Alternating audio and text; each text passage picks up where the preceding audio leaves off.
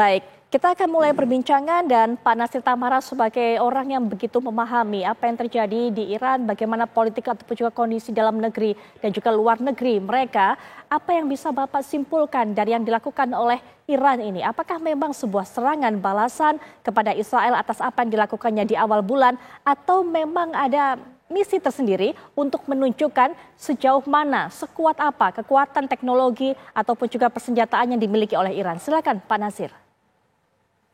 Tentunya dalam sebuah konflik harus ada kasus bellinya. Jadi penyebab dari konflik itu adalah serangan oleh Israel terhadap kedutaan besar Iran di Damaskus, di Syria. Dan di dalam charter PBB, sebuah negara yang diserang boleh menyerang balik gitu. Sebuah kedutaan secara legal adalah wilayah yang independen yang dimiliki oleh sebuah negara. Dan itu sama sekali tidak boleh diganggu. Apalagi melakukan penyerangan sehingga ada jenderal dan perwira lain yang terbunuh. Dan untuk itu Iran setelah berpikir lama mereka berunding mencari jalan apa yang terbaik. Mereka mempunyai konsensus bahwa mereka harus membalas. Dan itulah maknanya. Jadi kalau kita lihat dari hukum internasional, apa yang dilakukan oleh Iran itu legal. Dan Dewan Keamanan PBB akan membahasnya segera dalam beberapa hari ini. Baik, yang dilakukan oleh Iran ini legal. Jadi ini bukan pamer kekuatan, bukan. Karena selama ini kan belum pernah Iran menyerang Israel. Belum pernah sekalipun juga. Dan Israel sebelum revolusi Iran dan Iran itu hubungannya baik. Tetapi sesudah Iran revolusi, Ayatollah Khomeini memimpin revolusi, dan kerajaan Iran menjadi Republik Islam Iran, hubungan itu memburuk. Dan ini tentunya ada alasannya. Alasannya itu adalah alasan geopolitis dan juga ekonomis. Iran berada di Timur Tengah, sebuah wilayah yang memiliki jumlah cadangan minyak yang terbesar di seluruh dunia. Di Timur Tengah itu Iran dan Saudi Arabia itu jumlah cadangan minyaknya itu kira-kira sepadan lah, sama kira-kira, lebih kurangnya. Dan sebelum terjadi revolusi Iran itu, ada sebuah gerakan di Timur Tengah untuk mendirikan sebuah organisasi yang disebut OPEC, Organisasi Negara-Negara Pengekspor Minyak. Dan mereka itu dibuat untuk membuat harga minyak itu menjadi harga yang wajar. Karena dianggap selama ini, selama zaman penjajahan, harga minyak itu ditentukan oleh negara-negara barat. Dan perusahaan-perusahaan minyak yang terbanyak itu memang dimiliki oleh Amerika Serikat, Inggris, negeri Belanda, Prancis, Italia. Iran sendiri mempunyai sebuah perusahaan minyak, Iran Oil, yang seperti Pertamina-nya. Dan sekarang sesudah revolusi Iran, mereka menasionalisir semua minyak yang ada di tanah air mereka. Kenapa minyak penting? Karena minyak itu adalah energi yang menggerakkan semua industri, mobil, motor, dan rumah tangga kita kan. Indonesia dulu pengekspor dari minyak, tapi sekarang sudah menjadi pengimpor yang sangat besar, 700.000 baril.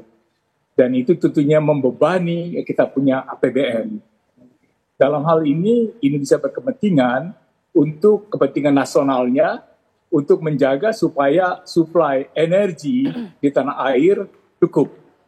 Sehingga kalau perlu, rakyat tidak membayar lagi harga minyak yang terlalu mahal. Jadi kita paham sekarang mengapa setiap kali harga minyak lalu terjadi protes-protes dimanapun di seluruh dunia, tidak hanya di tanah air. Baik, Pak Nasir. Sehingga kalau kita tarik ke belakang, seperti yang sudah Pak Nasir ceritakan, bagaimana sejarah hubungan Iran dengan Israel, ketika awalnya kemudian hubungannya baik, tapi ketika revolusi pecah di negara Iran, akhirnya hubungan mereka memburuk. Faktor utama penyebabnya adalah faktor minyak, faktor ekonomi yang sudah Bapak sampaikan tadi. Dan inilah yang membuat eskalasi hubungan keterpurukan ataupun juga memburuknya hubungan antara kedua negara ini semakin lama seiring beriringnya waktu juga semakin buruk. Begitu Pak Nasir?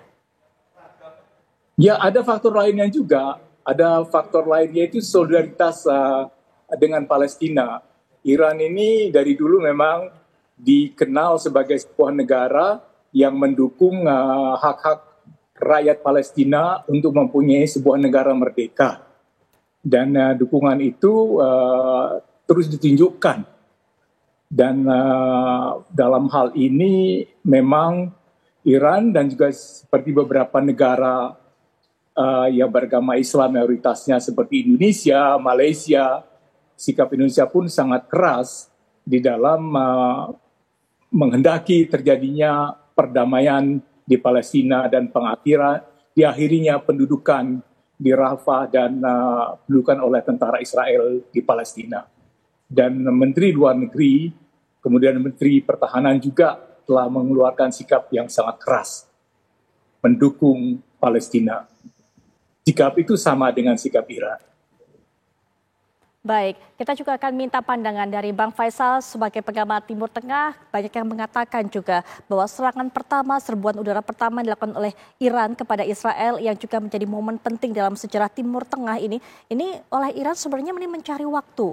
Karena niatnya sudah lama, tapi kemudian ketika kemarin ada serangan juga dilakukan oleh Israel kepada kantor kedutaan dari Iran di Damaskus, akhirnya kemudian Iran memiliki alasan untuk bisa melakukan serangan balasan. Pandangan dari Bang Faisal. Ya, serangan Iran kemarin ke Israel itu Iran memperoleh 3 poin kemenangan. Kemenangan pertama adalah kemenangan secara strategi militer di mana peluru kendali Iran berhasil mengenai pangkalan udara Nevatim, pangkalan udara Ramon dan fasilitas intelijen di Bukit Hermon di dataran tinggi Golan. Jadi ada 3 sasaran yang dikenai oleh serangan peluru kendali Iran.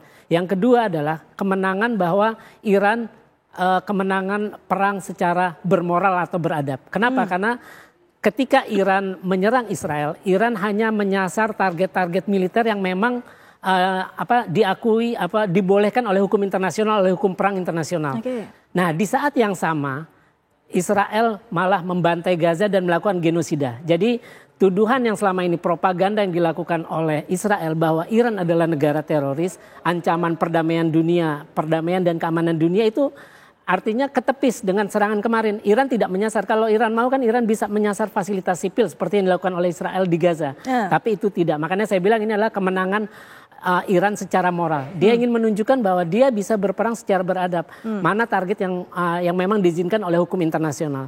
Kemenangan ketiga adalah Iran ini ingin menampar Israel. Karena kita tahu Israel selalu sering kali melanggar hukum internasional, melanggar resolusi PBB termasuk yang Dewan Keamanan terakhir suruh gencatan senjata segera. Artinya Iran berhasil menggantikan posisi yang seharusnya dimainkan oleh PBB untuk memberikan sanksi kepada Israel, tapi Dewan Keamanan itu gagal memberikan sanksi keras kepada Israel yang seringkali melakukan kejahatan kemanusiaan, apalagi yang sekarang sudah lebih dari 6 bulan. Nah, Iran apa yang dilakukan serangan Iran itu adalah menggantikan posisi yang mestinya dijalankan oleh Dewan Keamanan PBB, memberikan sanksi yang agar Israel bisa jerah. Baik, kita sampai pada poin tersebut dulu, Bang Faisal. Nanti kita juga akan lebih lanjut kupas bersama, termasuk juga pandangan dari Pak Nasir mengenai hal ini, kegagalan dari Dewan Keamanan PBB untuk bisa memberikan sanksi terhadap pelanggaran hukum internasional yang selama ini dilakukan oleh Israel. Setelah jeda berikut ini, breaking news akan segera kembali.